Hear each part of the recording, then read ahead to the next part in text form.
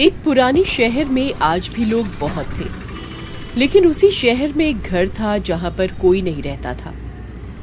कहा जाता है कि उस घर में एक चुड़ैल रहती है, लेकिन आज उस घर में एक परिवार रहने आया था। उस परिवार में 3 लोग थे, राजेश, सुनीता और स्वीटी। शायद इनको भी नहीं मालूम था इस घर के बारे में। देखा कितना सस्ता और कितना बड़ा घर मिला है। बताओ, इस भीड़ भाड़ वाले इलाके में कोई देता है इतने सस्ते में घर? सच्ची, हमने तो कभी ना सोचा था कि आप इतना बड़ा घर तलाश रहे हैं। हमको तो लगा था मानो कोई छोटा मोटा घर ढूंढ रहे होंगे। तुम भी ना बस। अरे तुमको भी तो मैंने ही ढूंढा है। अजी बस भी करो। और मुझे किसने ढूंढा पापा? आपको, आपके पापा और मम्मा दोनों ने। मुआ, आप मेरे बेस्ट पापा हो। अच्छा सुनीता जी कहिए। अब घर इतना बड़ा है तो तुमको नहीं लगता परिवार थोड़ा? आप भी ना। हर किसी मध्यम वर्ग के परिवार की तरह इस परिवार की भी खुशियां छोटी छोटी बातों में मिल जाया करती थी, लेकिन शायद उस घर के पंखे पर बैठी चुड़ैल को वो सब अच्छा नहीं लग रहा था।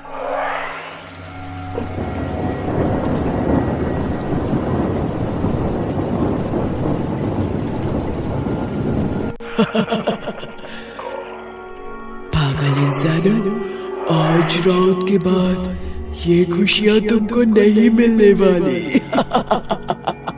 ऐसा कहते ही चुड़ैल स्वीटी के शरीर में चली जाती है और कुछ देर बाद स्वीटी के चिल्लाने की आवाज आती है। स्वीटी, स्वीटी, कहाँ है मेरी बच्ची? स्वीटी, स्वीटी, कहाँ हो तुम? पापा, पापा, मुझे बचा लो। मुझे यहाँ बहुत डर लग रहा है। पापा, पापा। कुछ देर बाद राजेश को समझ आता है कि आवाज पास रखी अलमारी से आ रही होती है। जैसे ही राजेश अलमारी का दरवाजा खोलता है। स्वीटी मेरे बच्चे, तुमने तो हमको डरा ही दिया था। पापा गुड नाइट। इसने तो सच में डरा ही दिया था। एक तो नया घर, ऊपर से ये। अरे आज थक भी तो बहुत गए, हो सकता है नींद में चली हो। चलो अब सो जाओ तुम भी। लेकिन कुछ देर बाद स्वीटी उठ जाती है और घर में चलना शुरू कर देती है। अगले दिन जब राजेश और सुनीता उठते हैं तो देखते हैं कि उनका सारा राशन फर्श पर गिरा होता है। इस स्वीटी ने तो दिमाग खराब कर दिया। बताओ ये क्या किया इसने रात में? अरे बस करो, मैं बाजार से जाकर सब कुछ ले आता हूँ। तुम अब इसको मत डांटना। रात हो जाती है और सभी लोग सो जाते हैं। कल तो शक्ल देखने वाली थी इनकी, अभी तो शुरुआत है।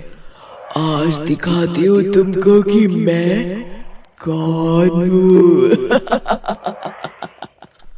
ऐसा कहते ही चुड़ैल सुनीता के शरीर में चली जाती है। राजेश मुझे बचाओ, मुझे बहुत डर लग रहा है। राजेश।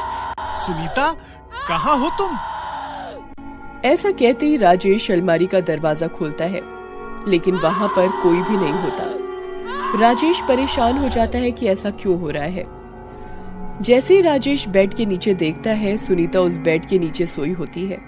राजेश सुनीता को बेड पर लिटा देता है और सारी रात अपनी बच्ची को देखता रहता है। उसे लगता है कि अगर वो अब सो गया तो ना जाने उसको आगे क्या देखने को मिले। अगली सुबह। सुनीता, मैं जरा बाजार से सामान लेकर आता हूँ। जी अच्छा। क्या हुआ, तबीयत ठीक है तुम्हारी? पता नहीं, रात से पूरे शरीर में दर्द हो रहा है। पापा, मुझे भी परसों रात से पूरे शरीर में दर्द हो रहा है। राजेश ये सब सुनकर बहुत परेशान हो जाता है और उस रात वो पूरी रात जाग कर निकालता है। अगले दिन वो काम पर जाता है तो उसका दोस्त सलीम उससे पूछता है, क्या बात है राजेश, लगता है जैसे तेरी नींद पूरी नहीं हुई। क्या बताऊं सलीम भाई, क्या बात है दोस्त? ऐसा कहते ही राजेश की आंखों में आंसू आ जाते हैं और वो सारी कहानी सलीम को बताता है। एक काम कर, मुझे अपने घर ले चल। राजेश सलीम को अपने घर लेकर जाता है। सलीम जैसे ही उसके घर में प्रवेश करता है, अचानक तेज हवा चलनी शुरू हो जाती है और सारे घर का सामान गिरना शुरू हो जाता है। सलीम, ये क्या हो रहा है? फिक्र मत करो, मैं हूं ना। कुछ देर बाद एक आवाज आती है। क्यों आए हो तुम यहाँ? अपने भाई की मदद करने। ये घर मेरा है। बरसों से मैं इस घर में रह रही हूँ और कोई नहीं आ सकता यहाँ पर। अच्छा ठीक है, तुमको कौन मना कर रहा है? लेकिन तुम अकेले इतने बड़े घर में? हाँ, क्योंकि मैंने इसी घर में जान दी थी। वो जो दीवार देख रहे हो, उसके पीछे रहती हूँ मैं। ऐसा कहते ही सलीम राजेश को बोलकर उस दीवार को तुड़वा देता है। उस दीवार में एक पिंजर मिलता है। सलीम और राजेश उस पिंजर को एक जंगल में जाकर जला देते हैं। उस दिन के बाद उस घर से उस चुड़ैल का साया हमेशा के लिए चला जाता है और कुछ दिन बाद स्वीटी के एक भाई का जन्म होता है और पूरा परिवार अब खुशी खुशी रहता है। लेकिन एक रात तुमको क्या लगा मैं चली गई? ये अभी सो रहे हैं, सोने दो बेचारों को, मैं फिर से आऊंगी और जो मेरे रास्ते में आएगा उसको परेशान करूंगी। इस चैनल को सब्सक्राइब जरूर करना और नीचे कमेंट में बताना कैसी लगी ये कहानी।